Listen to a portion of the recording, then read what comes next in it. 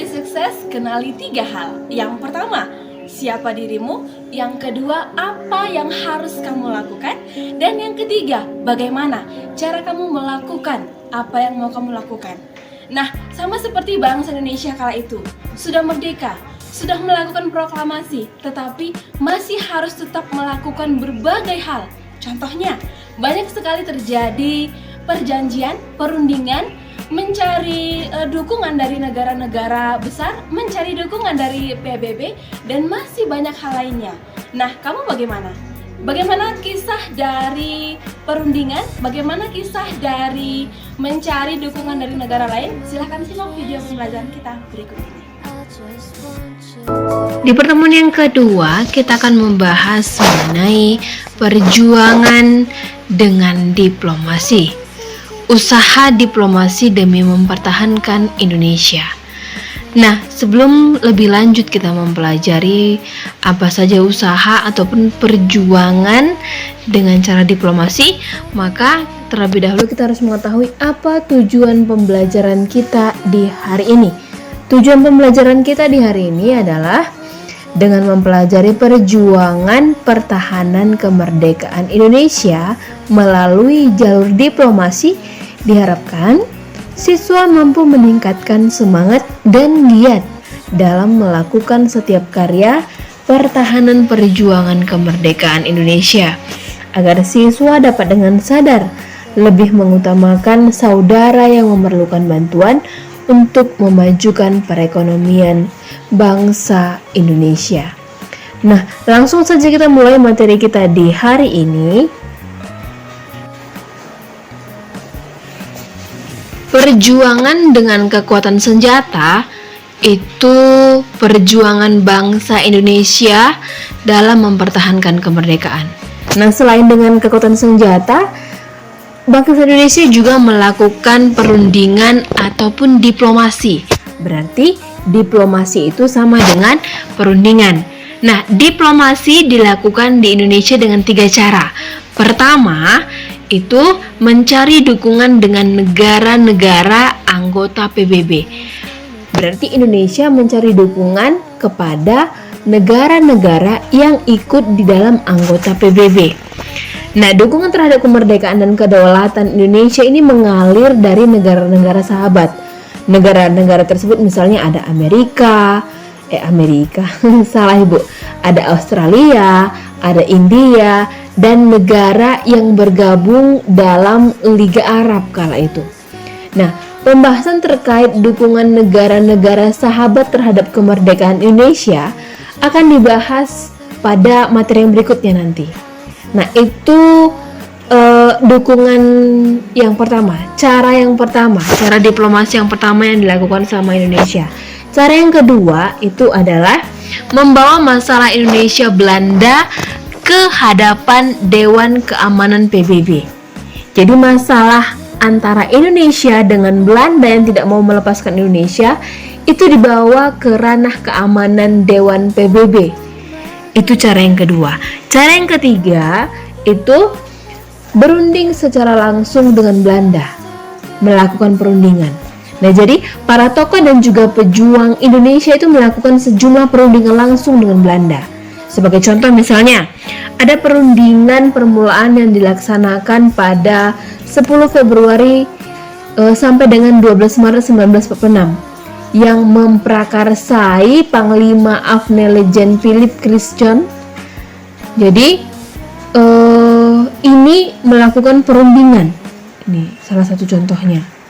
Jadi dilakukan perundingan antara Indonesia dengan juga Afne yang dipimpin sama Lejen Philip Christian. Nah, perundingan selain itu juga ada perundingan yang dinamakan sebagai perundingan Houge-Value. Jadi Houge-Value ini membahas kembali hal-hal penting dalam perundingan dengan Van Mock yang sebelumnya. Nah, dalam perundingan antara Van Mock itu pernah mengakui bahwa Jawa dan Madura sebagai wilayah de facto Indonesia. Juga mengusulkan agar Indonesia persemakmuran berbentuk federal, tetapi itu tetap menjadi bagian dari Belanda. Nah, jadi Indonesia saat itu menginginkan pengakuan Belanda secara de facto yang meliputi Jawa, Madura, dan juga Sumatera. Jadi perundingan pertama yang dilakukan sama Van Mock ini tadi nggak berjalan. Jadi karena perundingan pertama tadi tidak berhasil dan dilanjutkan dengan perundingan kedua yang diberi nama tadi Hogewalui tadi. Hogewalui ini membahas kembali hal penting dalam perundingan dengan Van Mock yang sebelumnya. Jadi perundingan yang kedua ini tadi pun yang ini Hogewalui ini pun gagal karena Belanda tetap menolak kedaulatan Republik Indonesia secara de facto. Jadi karena kegagalan perundingan ini tadi, maka banyak muncul perundingan-perundingan yang lain. Nah, perundingan yang paling terkenal, yang paling sering kamu dengar itu dinamakan sebagai perundingan Linggarjati. Nah, perundingan Linggarjati ini dilaksanakan di Linggarjati pada 10 November 1946. Perundingan ini menghasilkan 3 kesepakatan. Yang pertama, ini Belanda mengakui secara de facto Republik Indonesia dengan wilayah kekuasaan yang meliputi Jawa, Sumatera, dan Madura.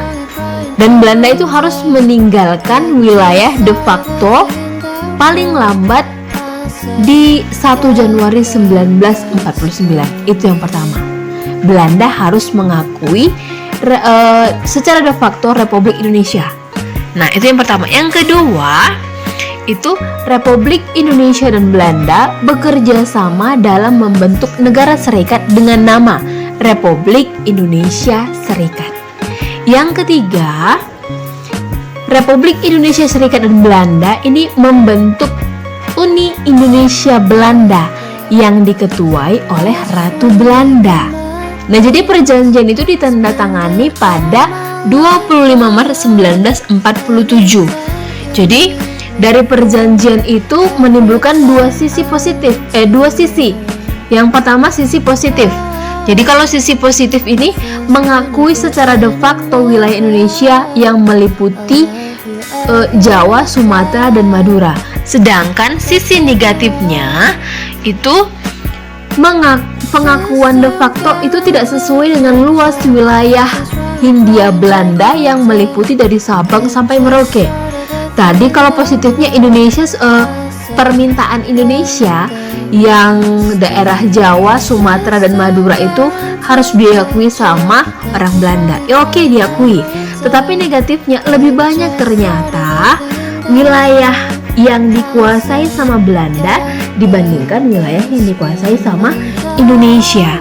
Nah, tetapi tidak apa-apa. Yang penting permintaan itu secara de facto tadi bisa dikabulkan sama orang Belanda. Tetapi, nakku, pada tanggal 15 Juli 1947, Van Mock ini mengumumkan dari radio bahwa Belanda tidak lagi terikat dengan perjanjian Linggarjati. Belanda tidak mau lagi terikat terhadap perjanjian Linggarjati. Bahkan Belanda ini melakukan serangan ke Indonesia yang kala itu dikenal sebagai agresi militer Belanda yang pertama. Nah, ini tadi tidak diakui, perjanjian Linggarjati tadi dilepaskan sama orang Belanda, maka Belanda melakukan penyerangan. Penyerangan itu dikenal dengan agresi militer Belanda yang pertama. Nah, itulah dia peristiwa mengenai perundingan Linggarjati. Kita lanjut kepada perundingan yang berikutnya, itu adalah perjanjian Renville ataupun perundingan Renville. Nah, perundingan ini dimulai pada 8 September 1947 yang menghasilkan beberapa keputusan. Yang pertama, pihak Indonesia menyetujui dibentuknya negara Indonesia Serikat. Nah, yang kedua, Belanda bebas membentuk negara federal di daerah yang didukungnya. Yang ketiga, pemerintah Indonesia bersedia menarik seluruh pasukannya serta mengosongkan daerah di belakang garis Van Mock untuk kemudian masuk ke Indonesia. Nah, bayangkan di situ siapa yang diuntungkan. Perjanjian Renville ini tadi, perundingan Renville ini membuat wilayah Indonesia menjadi sempit, bahkan berdampak pada faktor ekonomi dan juga faktor militer Indonesia yang tidak bisa berkembang. Kenapa tak? Karena tadi sudah dibatasi, sudah dibentuk, Belanda tadi bebas membentuk negara federal di daerah yang didudukinya tadi, yang dari Sabang sampai Merauke tadi, kecuali Jawa, Sumatera, dan Madura. Nah, itu membuat rakyat Indonesia melakukan yang namanya perlawanan, baik itu rakyat kecil dan juga rakyat-rakyat besar. Nah, jadi rakyat melakukan perlawanan itu dipimpin sama Kolonel TB Simatupang. Nah, pemimpinnya ini tadi mengajak masyarakat untuk melakukan perlawanan terhadap orang-orang Belanda yang mau menguasai negara Indonesia, wilayah Indonesia kala itu. Nah, jadi dalam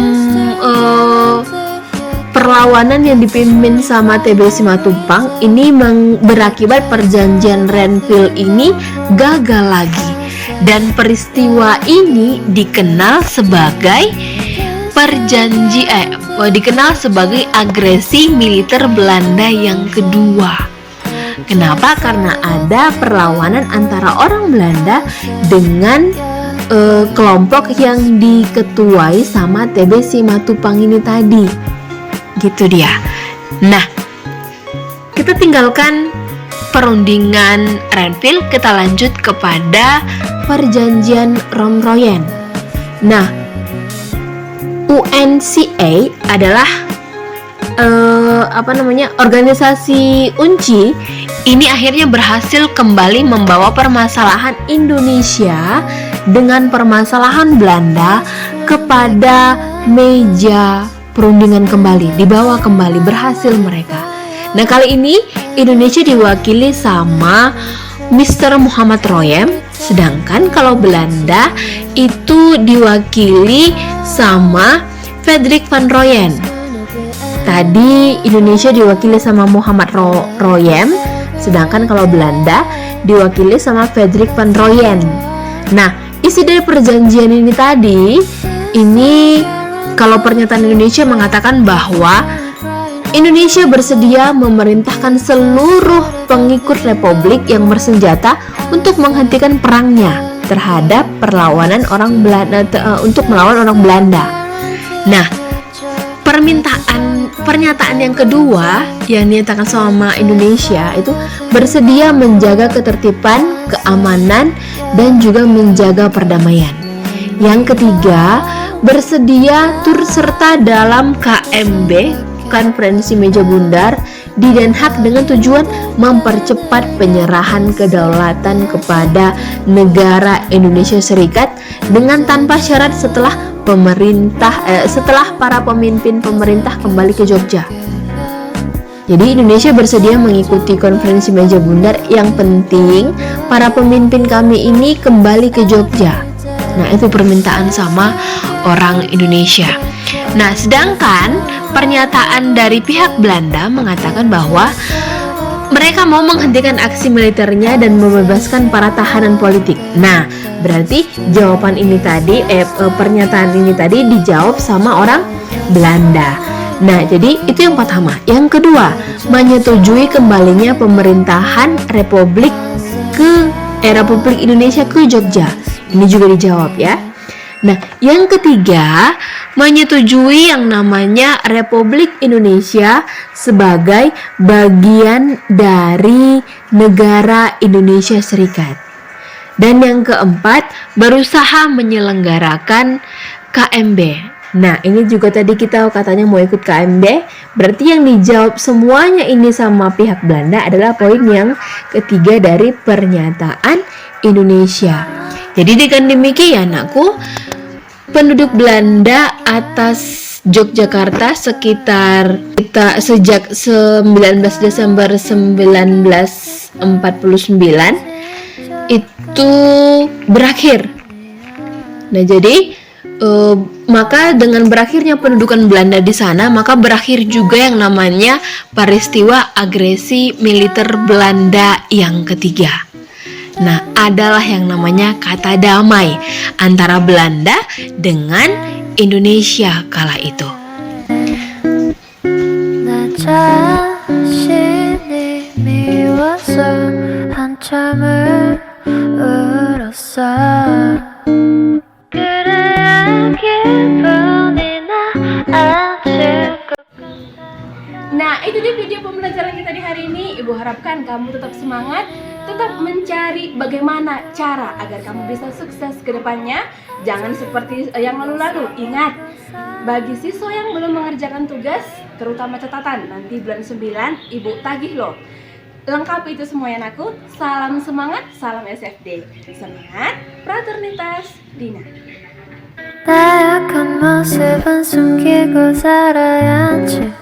사람들은 겉모습만 판단하니까 하나 둘씩 사람들은 날 떠나가네. 별거 없어.